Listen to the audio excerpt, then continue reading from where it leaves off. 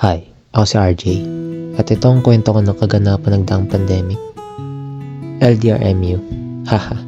Siguro karamihan sa inyo may mga naka-MU na nagdaang pandemic. Dahil nauso ang laro katulad ng ML, COD at ibang pang online games. Yung iba ang mga nagkakatuloy na sa online games at nagiging LDR. Ako, torpe talaga kahit sa online. Dumaan ang araw na nagyayang naglaro ng online games ng tropa ko.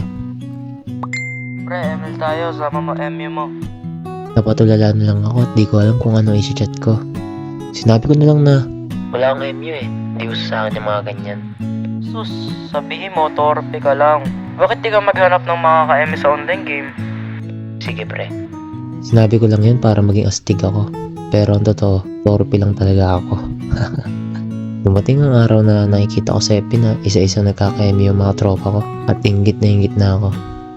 Nag-chat na naman ng tropa ko at sinabing, May rereto ako sa'yo, di ba wala ka namang ka-MU? wait na ito oh. Yoko muna ng MU na yan. Sobrang boring ko nun sa bahay at bawal pa lumabas dahil sa nakakahawang sakit. Kaya sa sobrang boring ko, tinry ko maghanap ng kadugo. Pumunta ako sa public chat nun at may nakita akong player na cut ang profile niya. Chinat ko agad to at sinabi kong, tara duo. Nag-chat naman agad at sinabi niyang, Tara game.